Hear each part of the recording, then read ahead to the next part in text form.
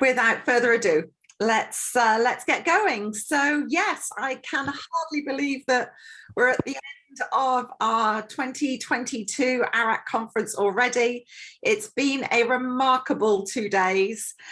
We have had more speakers than any other year, more topics than any other year. And I thought that it was also very decent of the US State Department to release the Trafficking in Persons report on the first day of our conference yesterday. So they clearly got the heads up. And I am delighted that Minh is going to be closing out our time. I cannot think of a better person to round out this year.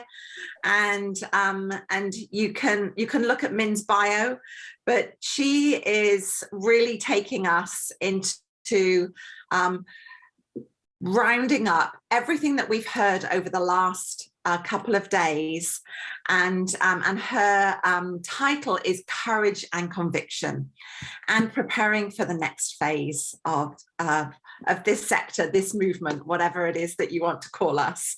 And so I will, without further ado, hand over to Minh, and thank you, Minh, so much for joining us.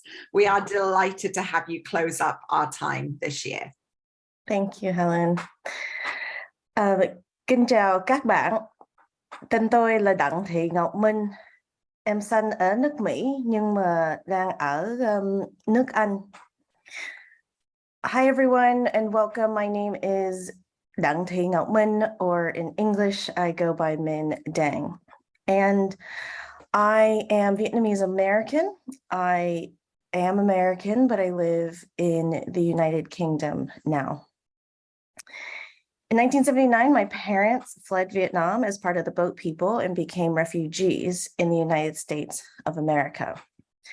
And it is only recently that I have begun to feel and want to actualize my commitment to ending trafficking in Southeast Asia in particular and the Asia region. I first want to confess that I have a poor track record in participating in Asia region anti-trafficking efforts. Although I've been at this conference a couple times, I uniquely as an Asian American have struggled to really become engaged and involved. There are a couple of reasons for this. First, as an Asian American and someone who struggles to be recognized as someone born in the US, I was always treated like a foreigner, and I wanted people to know I was American. Therefore, I wanted to support American survivors and or people who were trafficked into the United States. I didn't like how the United States government and lots of organizations went abroad and supported other survivors. It took me a while to realize it's not a competition. There's plenty of work to be done, and there's plenty of us to do all of the work, both to support survivors and victims in the United States, but also abroad.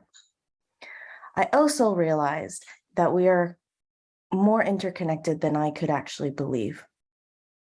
As someone who has moved to the UK and learned that Vietnamese are among a large population of people who are trafficked into the UK, I found it really challenging to turn a blind eye. I stand here before you hoping that I can find a new way to commit to the work in the Asia region. The other challenge that I've had is more difficult for me. As some of you already know, but many of you may not, I was trafficked by my own parents. And what I find interesting is that in the United States, immediately, people think this is a cultural issue, that this must be something that Vietnamese people are okay with. And fundamentally, I know that is not true. I know that there are Vietnamese people who are absolutely against this issue. I know there are people of all creeds, all backgrounds that are against human trafficking. It is against the very fiber of all of our being. I've spoken to Vietnamese people, and they cannot believe that my parents did what they did to me.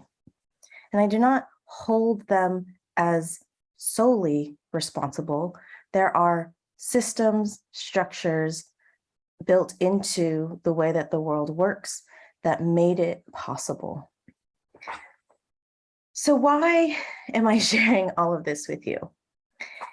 It is because I want you to know that I am no stranger to some of the challenges or critiques that I will be bringing up in this keynote today. I don't lodge critiques from a place of thinking I am flawless. I too have a lot more to do. I have more courage and conviction to share. I think that my story also offers us some potential strategies and ways forward. I don't talk about my trafficking story a lot anymore, but I think that my story as a leader in this sector also provides some strategies and the way forward for us.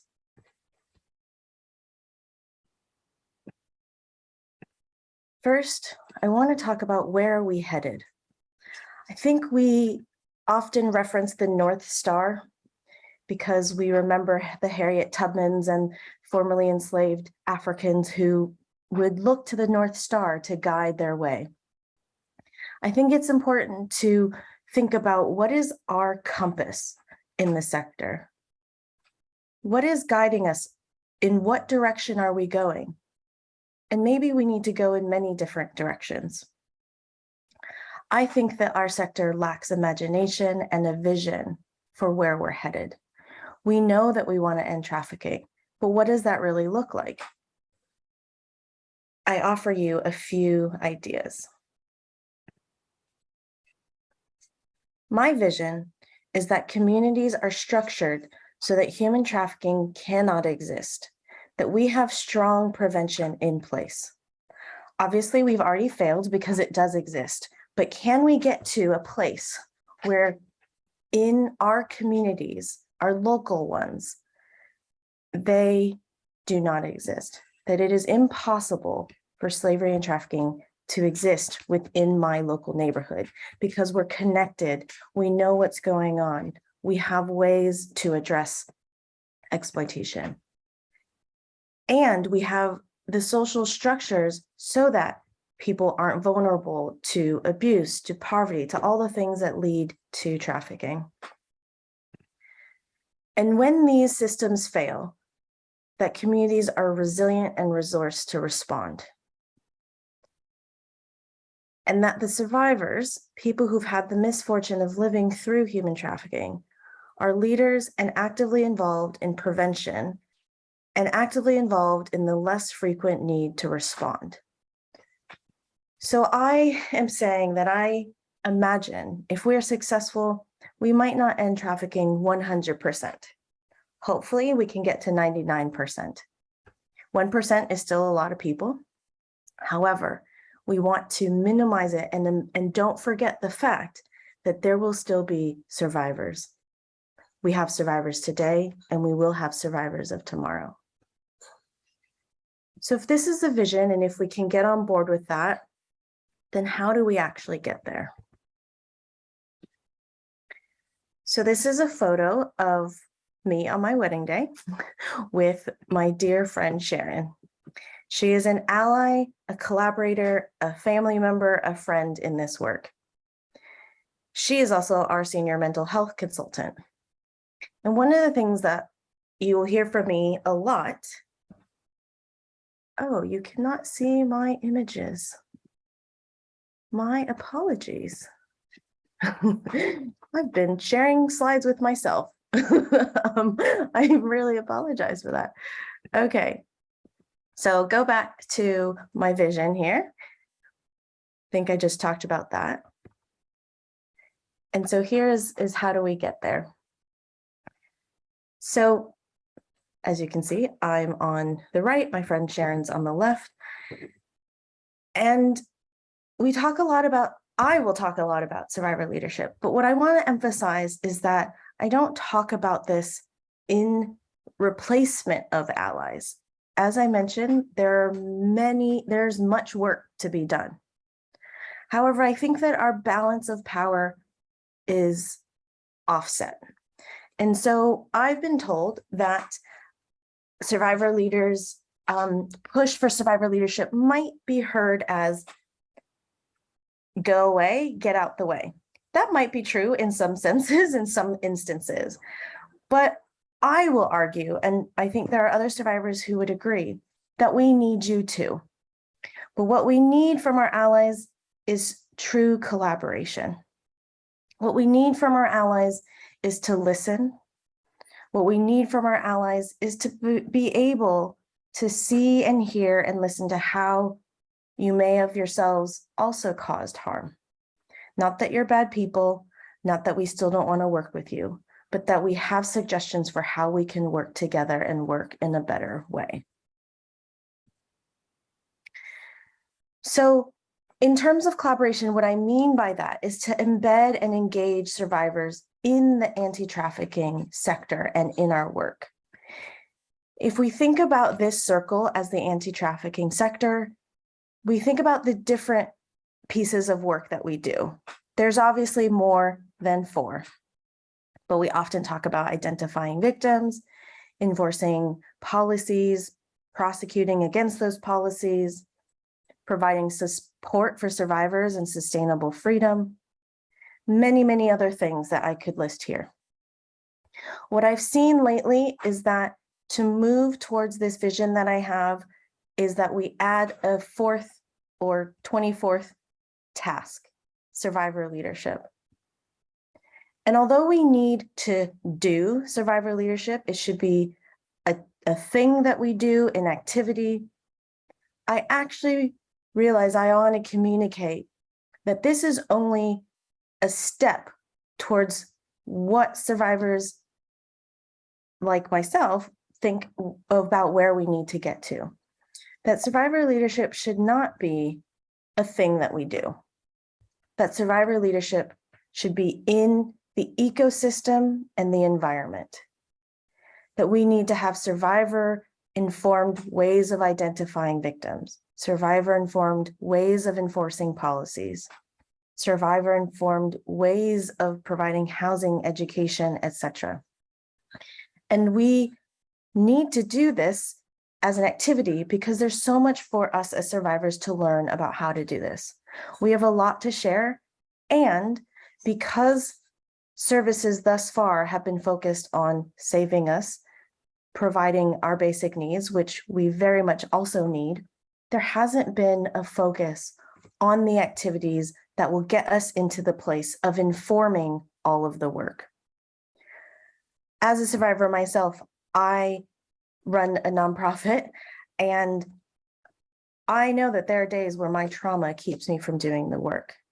And that is one reason why we need allies. And yet I need allies to walk with me, not to always do the work for me, and also to listen to the ideas that I have and that survivors have about each of these areas of work. So this is a suggestion of how we move towards collaborating together, that we embed survivor leadership and survivor assumptions into the work that we do. That when we engage survivors, it is a goal towards embedding our knowledge and our assumptions, not to add it purely, but to really question the foundations of some of what we've done so far in the sector. So here are some of the obstacles I mentioned that I would be talking about. So here's a picture of somebody going through an obstacle course. On the ropes, you know, it's a bit treacherous. It doesn't look like this person will fall in the river or anything, but it's not easy. This work is not easy. It's going to take time. And I think that as we know that there's so many people exploited, it's hard to slow down. I know that there's some communities who understand you go slow to go fast, right? To get through this bridge, this person needs to go slow to actually make it through. think one of the key obstacles that we see is anger and hurt. Anger and hurt about the fact that trafficking exists, and survivors' anger and hurt about being excluded. You will hear this from us. You will hear us upset at being excluded, and you will hear us talk about some of the hurts that the sector has created. We need you to hear it, but we too don't want to stay here. We also have extra hurt because when we come out of trafficking and we are receiving help, if that help also does harm, it can really entrench this idea that no one really cares. And so it is a burden, and it is a high opportunity cost for our non-survivor allies to participate in our freedom.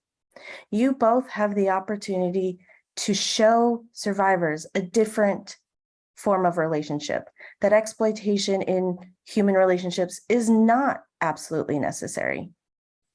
And yet, you will mess up because you're human.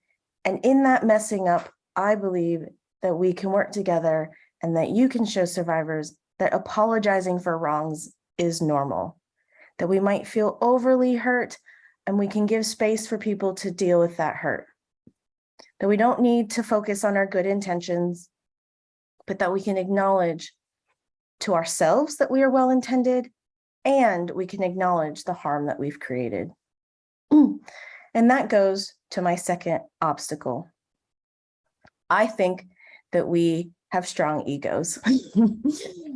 That tends to be a good thing. We need to feel good.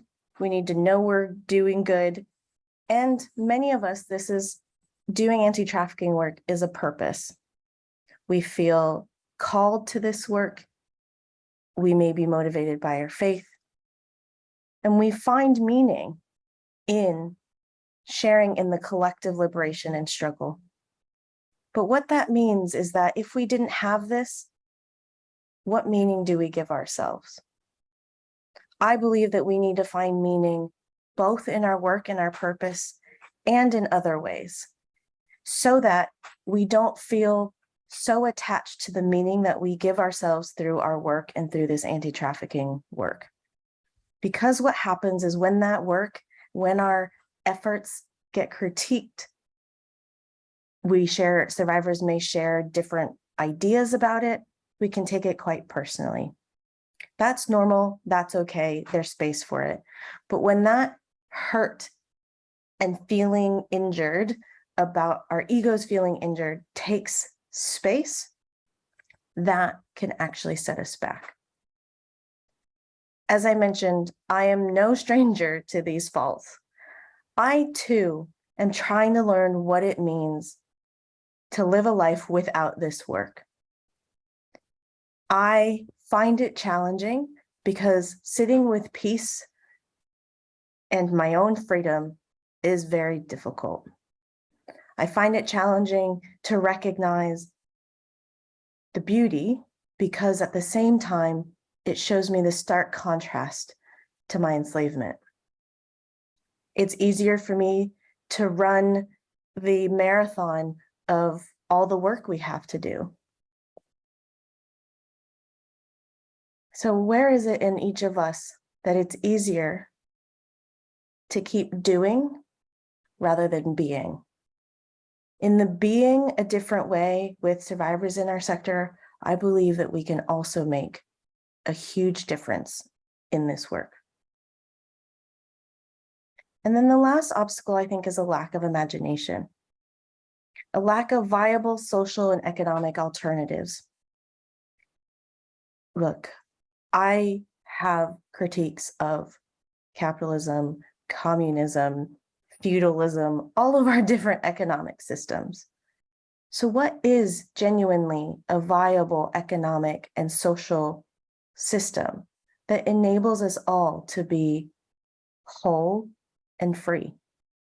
I don't know, but what I think that we could do in this next phase of anti-trafficking is actually commit to building space for those alternatives.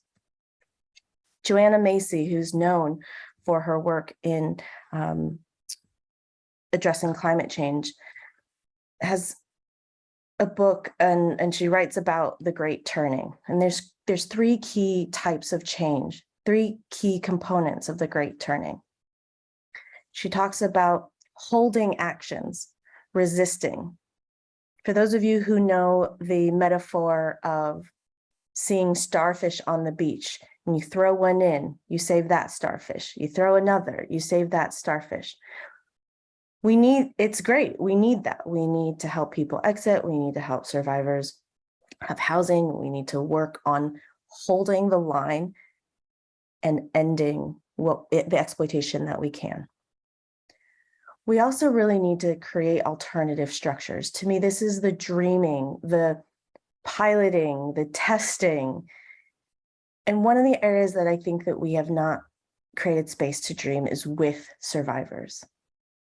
What would it look like in our sector to have even 50-50 survivor leaders in our jobs? This is not about taking jobs from you. And yet, what would it mean if we had enough organizations to do the work, enough funding for this sector to do the work of dreaming, building new alternatives, connecting with regenerative economies and other sectors that are really thinking about how we live differently, how we don't exploit our environment as well as exploiting human beings. And then third, there's a shift in consciousness and values. And I think that this is connected to creating alternative structures. It may not be that we have different values, but it may be that we get there differently. In our sector, everyone values freedom, but we haven't really talked about what that means to each of us. And if we have different definitions of freedom, or we believe in certain definitions of freedom, but we don't provide the support to get there, then we are being hypocritical ourselves. I argue that we currently are quite hypocritical. Governments, organizations talk about promoting freedom, liberating folks.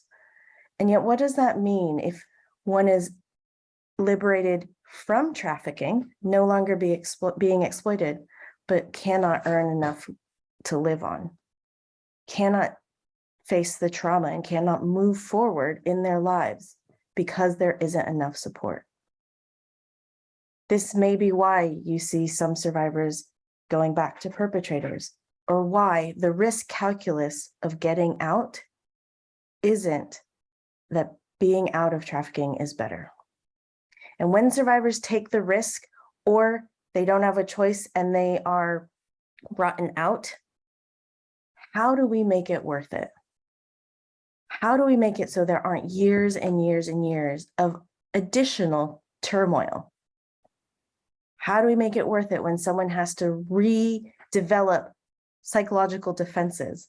They have to break down the ones that help them survive trafficking and then redevelop new ones, while also trying to potentially learn a new country, learn a new language, reconnect with family,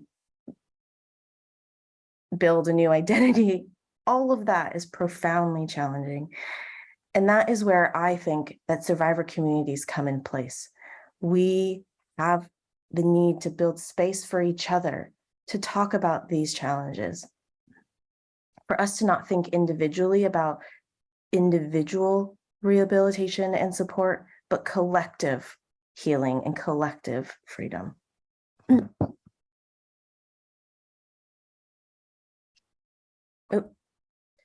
So my way forward is courage and conviction.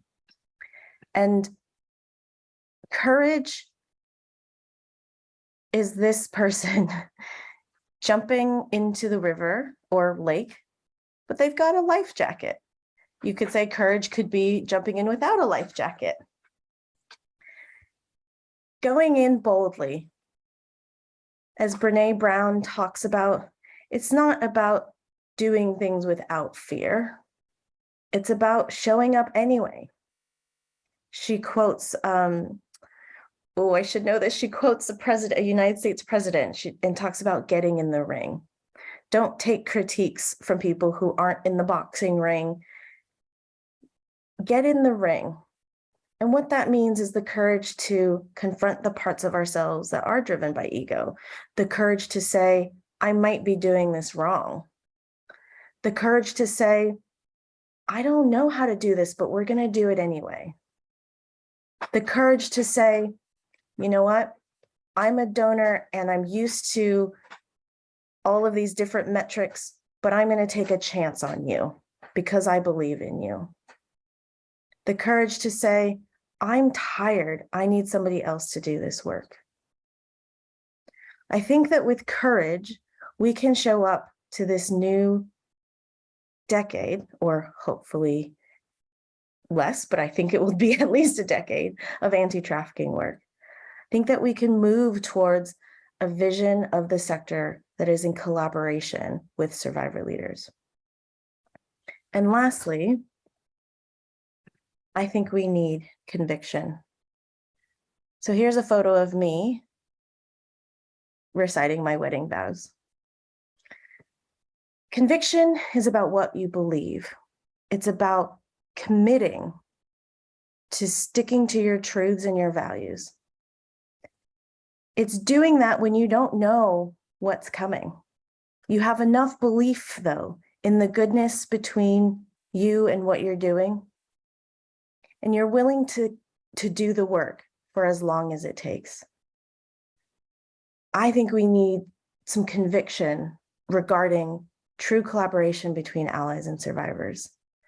I think that we need to believe that a vision of a world with very little trafficking and enslavement is possible. I think we need to believe that survivors can be CEOs. We need to believe that survivors can lead this work, even if we get triggered and even if we have to go through some level of challenge. When I got married recently, I said to my partner, I don't know what forever is. We don't know entirely what the future can hold. And yet that is life. And for survivors who've come out of slavery and trafficking, there's so much that we don't know. And yet we hold this uncertainty for so much of our lives. So we ask that you join us with conviction to hold the uncertainty. We don't know what a sector will look like with a rebalance of power, but it can be better. It doesn't have to be scary. It can actually expand our work and make sure that all of us in our humanity are seen. Thank you. I believe there's time for Q&A. I will stop sharing, and just to answer a question, yes, you are able to get the slides, but please don't share screenshots of my photos.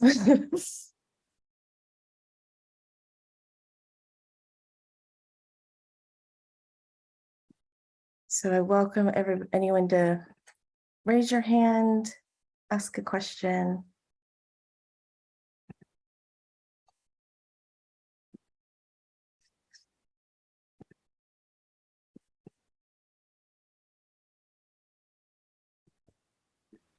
While it's quiet, I'm just going to throw one in there. What do you would be step in this new balance of power? What do you think is our next step? I know that the vision is before, but what would you say is the next step? Yeah, great question, Helen. I think there needs to be space to recognize what harm the imbalance of power has caused. It is a healing space, and that means for all of us, not just for survivors, but there have been, I think, harms in the sector among current organizations. So I think that we need to recognize the imbalance of power. We need to understand it, understand why it's happened, understand where, where we can share power. So I think because we live in a society where exploitation exists, we're really used to power over or power under. And we don't have a lot of practices in understanding power sharing. And so to some people, sharing power feels like losing power. And so I think we need to look at what that feels like for people, that to share power isn't, if you had more of the decision-making power, for example, that doesn't mean you're losing it, that you actually get something back, and maybe it's not power, but you get something else for sharing power.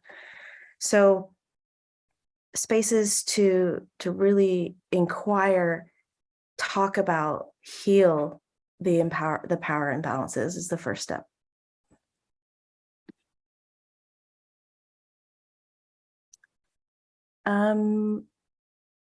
What are some key ways allies can support survivors into the work?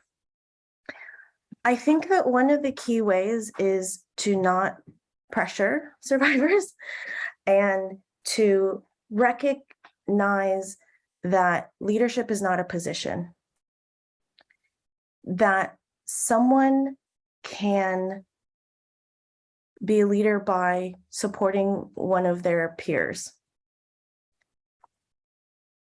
Survivors can become peer mentors. So I think allies need to understand that survivors in this work does not mean going on the news, does not mean even necessarily publicly sharing their story. So holding space for survivors to learn their expertise, to learn what they know. And that is as simple as asking, if you ran this shelter or you ran this organization, what would you do differently? If you were in my shoes, what would you do differently? Ask people their perspective.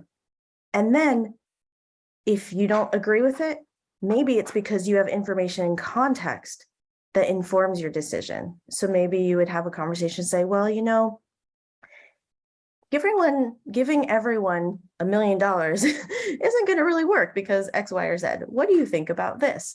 Or really having a dialogue, share the assumptions built into the interventions, the practices that we already have. If you would run this intake system, what would you do? Just so many asking of questions.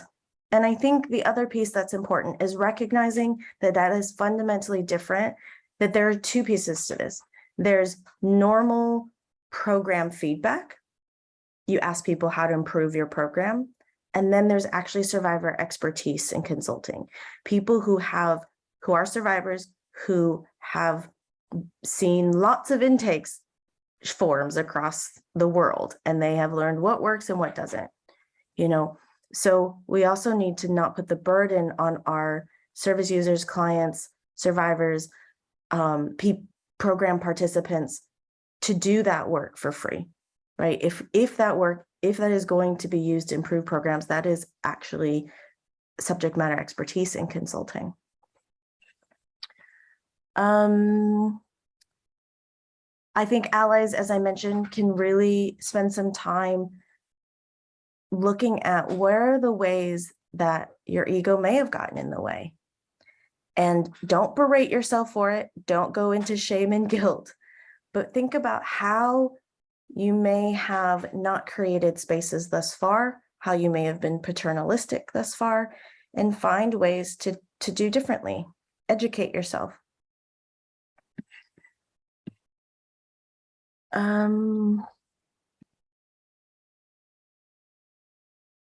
How does survivor leadership look like in prevention part of anti-human trafficking?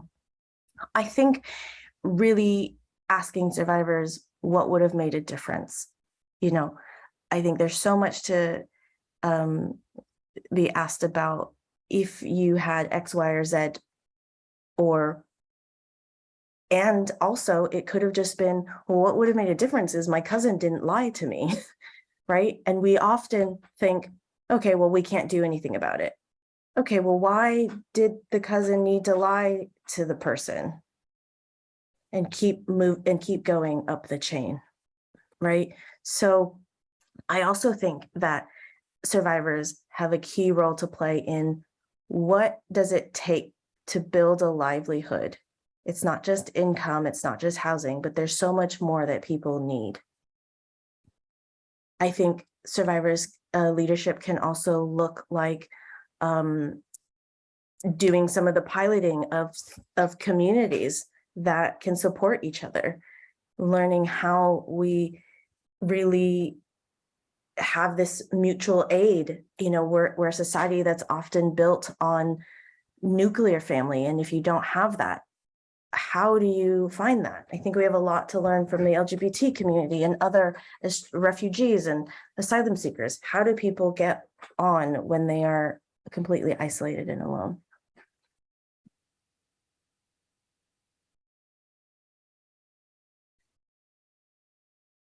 I'm just scrolling the chat now, so if I'm missing something, Helen, please do let me know.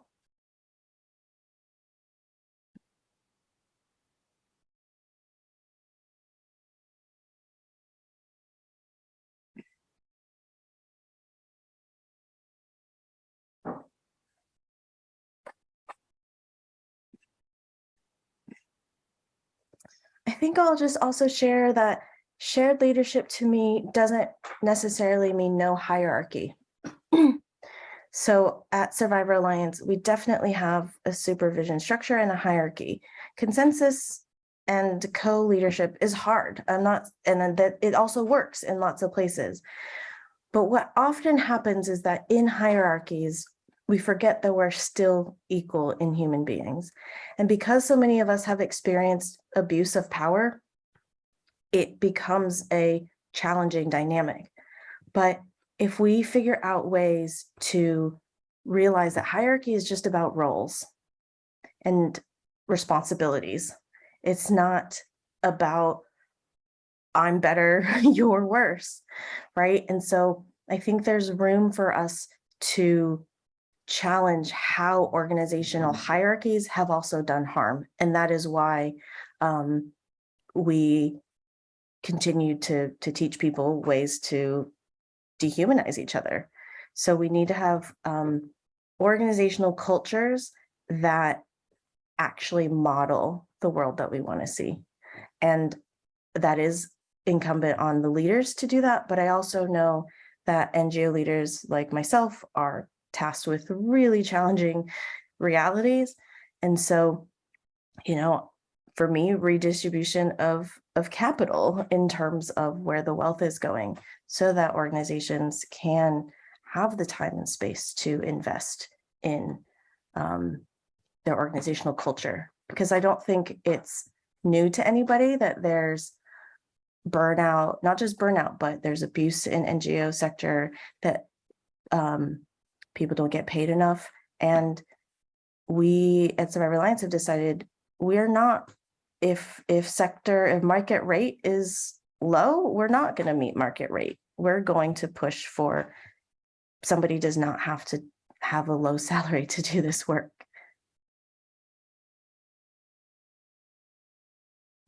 Yeah, power corrupts, and we need people to hold us accountable. And in order to be held accountable, we need to have true ego strength to not crumble when people challenge us, and to be humble and to be open to it.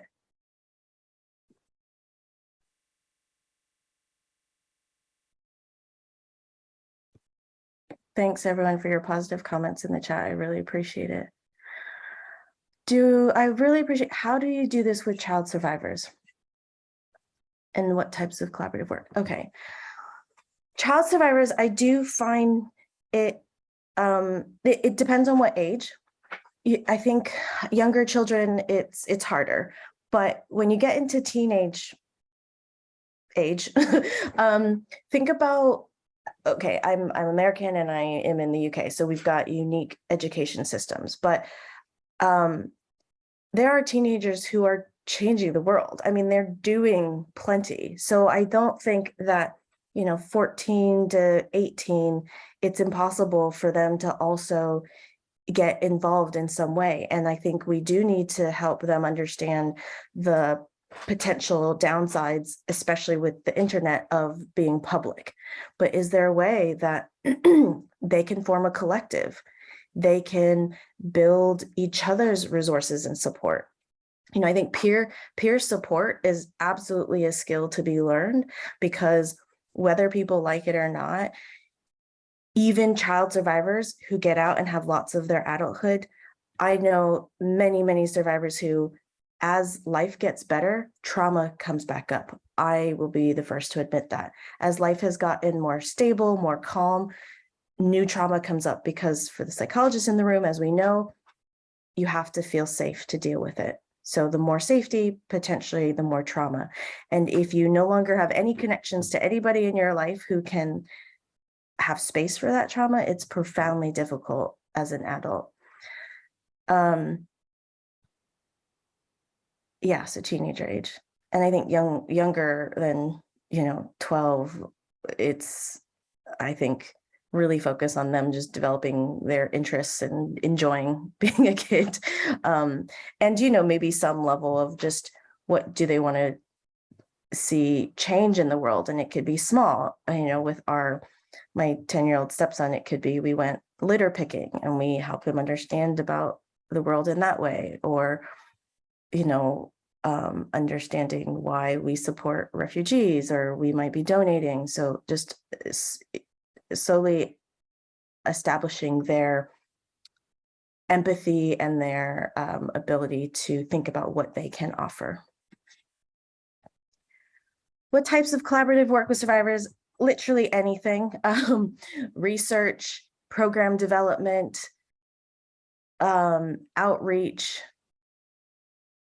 training, have survivors be trainers, co-trainers, curriculum development, policy review, event planning. Finance, because, for example, if we're going to pay survivors to do this work, we need to think about survivors might not have the ability, like many of us, we have to sometimes front travel costs or front the cost of things and wait till we get reimbursed. Many survivors in this work can't do that. So how do we change our financial structures and systems to do that? Media, social media, what are the stories? What are the ways that survivors want to be portrayed?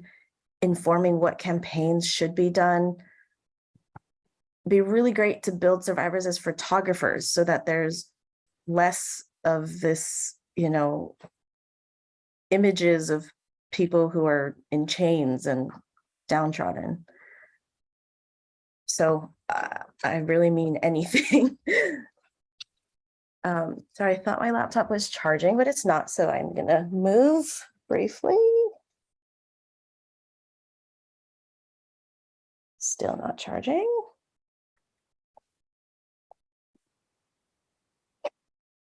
Oh, the tech world. Okay, let's get. Oh.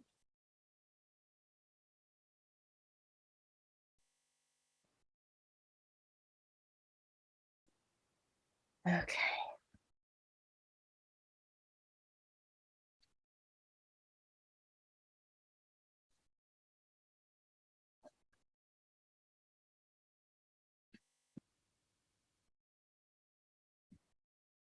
Yeah, really appreciating the points in the chat.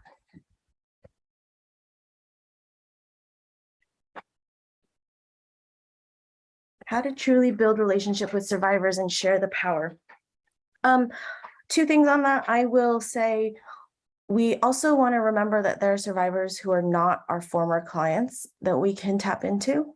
So, Chabdai has reached out to Survivor Alliance, and we've done some training and work reviewing policies.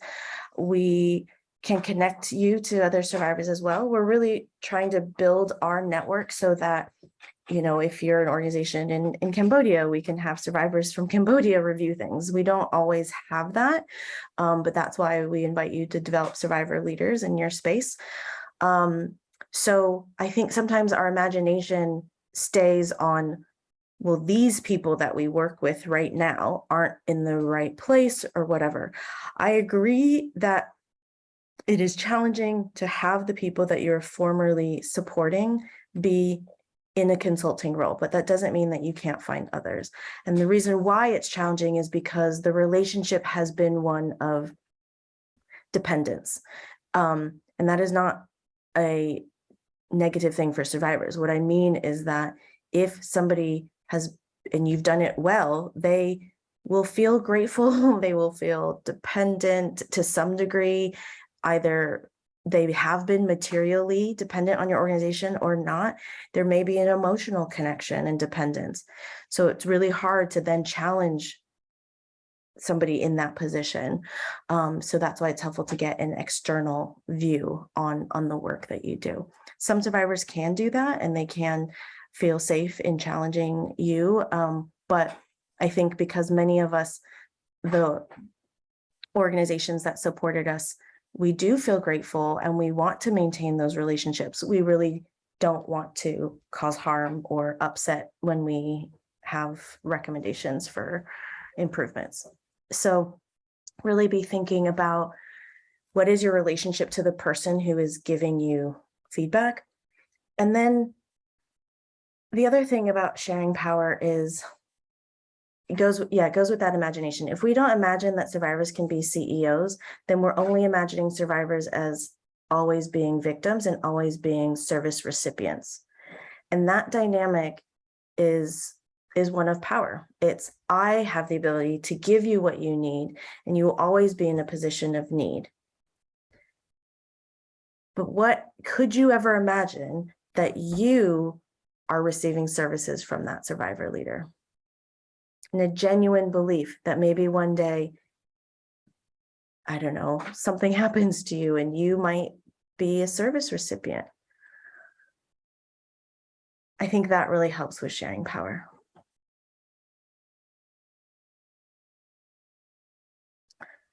How service providers can assist survivor peer support. Sorry, the chat is changing. Collective and networks to flourish. If there's a role to play for service providers, absolutely. So I think it is hard. I think it should be a different person on the same staff. So if you are someone's case manager, maybe there's somebody else on the staff who helps with the peer networks, because again, the relationship dynamics.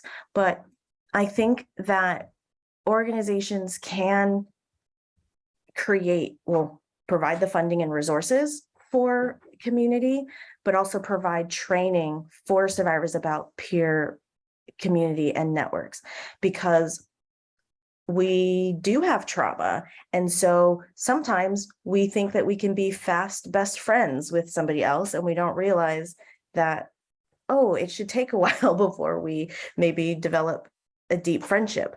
And so any little disappointment might cause a profound upset, right? So how do you and depending on if you work with children or not, just like kids need support on the playground to manage these relationship dynamics, just like adults need help with managing relationship conflicts, I think that we can provide some space for that. The other thing that I think service providers could do is provide, so we provide clinical supervision to our team, both survivors and non-survivors.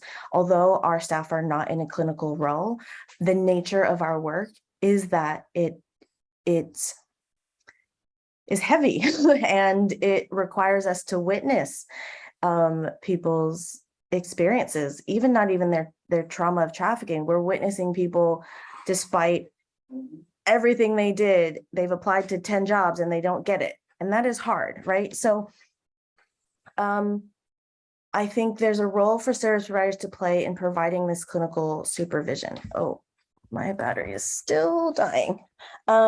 So that clinical supervision being about their role as a sector leader, not about their trauma. And I think there's a difference, right? So for example, when I go to an event and I say that I'm a survivor of human trafficking, and then somebody in that event, the next time they see me, they introduce me as Min the survivor. That's really upsetting because I am the executive director, I have a PhD, and I want to go talk about that with somebody. I might need to be really angry. So that's what I go and talk to my clinical supervisor about. And that is not, again, that is not my human trafficking trauma. I have a feeling that because it's been hot in the UK, our power is off. So I'm really hoping that my battery doesn't die on you. I really apologize. So we'll give it, we've got 8 more minutes. So I'm gonna just hang on in here until hopefully I can get plugged in.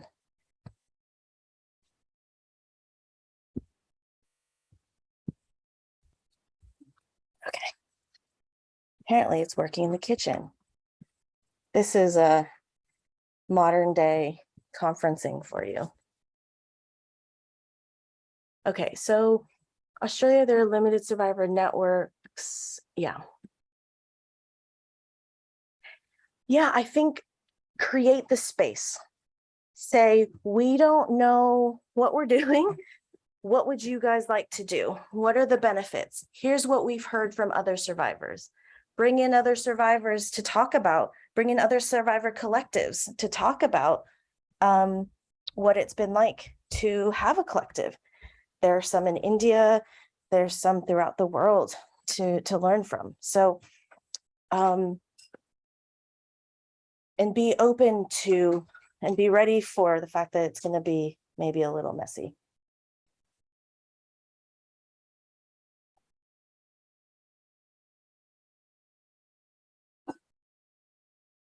How do you assess survivors to become leaders or part of consultation for your program?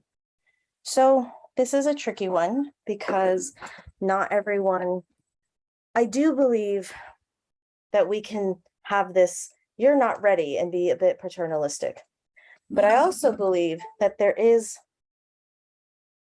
a certain level of readiness. And I think that has to do with emotional regulation. Can people engage in the work and either during a meeting, during an event, and after not have a severe dip? Not never, but can they cope after? You know, I still have to take care of myself after stuff like this, although I've gotten better at them. I might have a difficult day, and I'm prepared for that. And I know how to deal with that, and I've got my support network. So I think it's not just about the survivor leader, but the support systems around. I think giving people small, you know, not going from 0 to 60. Today you're doing nothing, tomorrow you're speaking on BBC, giving people smaller steps. I also think that sometimes as a consultant, there are actual skills that you need to have, you know, technological skills, areas of expertise. And so helping people build those. So Survivor Alliance, we are going to start to have workshops on tracking changes in a document, how to look at a policy document, you know, really giving people those skills to recognize. We teach people vocabulary. What does intervention mean? What does the TVPA mean? What is the Palermo Protocol? So I think there's a lot of upskilling that people can have. So all of that in terms of survivors' ability.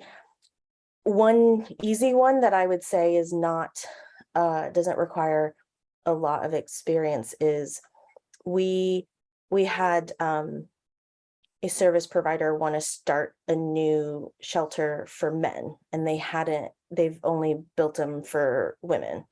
And so we had men from a different organization, we got informed consent if they want to share their experience from the previous shelter. And that's all. We asked questions about what would you have done differently about the shelter, and then we wrote up a report and provided it to the organization that was going to open a new shelter. And so the thing that they needed was they had to be willing to talk to us and willing to speak out, and could speak whatever language the interview was going to be in. So that as a very first step, and then we fed back to them what recommendations were taken or not. That act in and of itself helped them feel like they were making a difference, and that they were going to make a shelter for other men, and that inspired them to do more. So hopefully that answers a little bit of your question.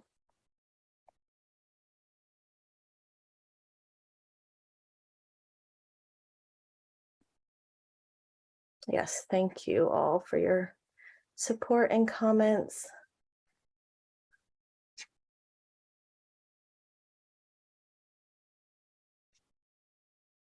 And those of you who are interested in our work, if you are looking for survivor consultants, for example, who do have some skills and abilities to do consulting,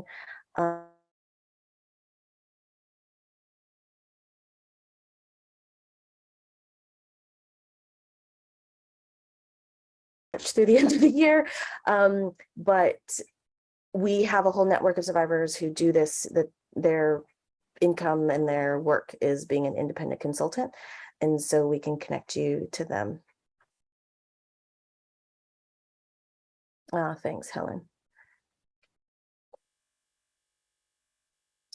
I would also, suggest, if you have capacity in your organization, create paid internships, and really, have small tasks that you can have people do. I think the challenge is also a lot of survivors are going from some type of manual labor, and in our organizations, you're required to use a computer. And so we got to give people the opportunity to learn that.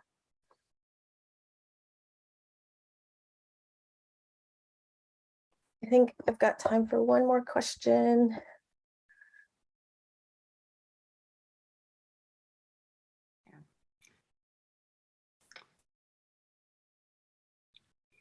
Two minutes left. Or any final comment that you would, okay, there's a last question that's come in for you, Min. Oh, what does professional development look like? Well, it really depends on what profession survivors want to go to.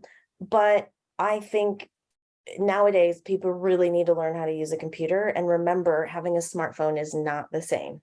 So definitely learning how to use a computer, and all of the very basic things that we take for granted: writing email, changing the subject line, what is BCC, what is CCing, all of those things. So important. I think a lot of context needs to be provided about the sector, whether it's NGOs or others. What I mean by context is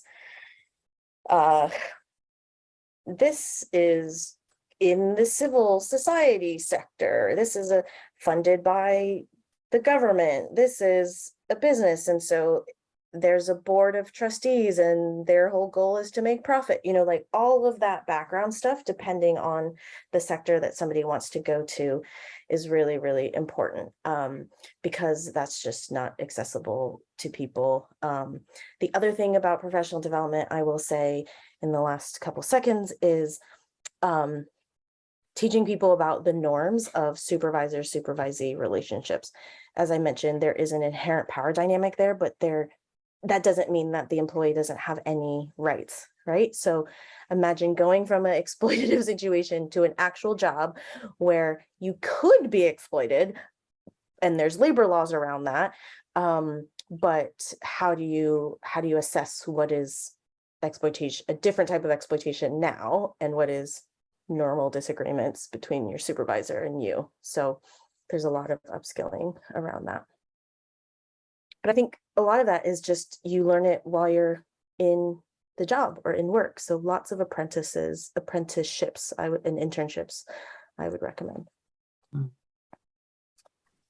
All right, everyone. Well, thank you so much. And Helen and Joseph have my slides, so I'll make sure they get that to you in some way, shape, or form. Thanks for dealing with my internet. Oh, thank you so much, Min. This has been amazing. I love your honest, deep thoughts around this, and I think that as allies, this is a conversation that has been laid to the table, and I just value the interaction of this morning's session, and the challenge to us as we move forward into the future and the next steps that we take. And I would like this to be a different conversation this time next year, right? Yes, absolutely. So yeah, thank you. This has been amazing. This is the end of ARAT for 2022. And, you know, our hopes and thoughts and prayers is that next year we actually will be in Bangkok, which is what we were hoping to do this year.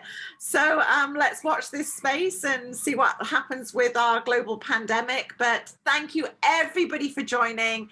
This has been a remarkable, crazy, and amazing 2 days. So thank you. I just need to give a shout out to our translators who have been fabulous, and also to Joe, our amazing ARAT guru, who does all the stuff behind the scenes, all the little panic emails that come in at all the hours of the day and night. So thank you, Joe, and to the rest of the global learning community crew who have helped pull this together. So thank you, everybody. Have an amazing rest of your day, and let's take these learnings and put them into practice. Goodbye.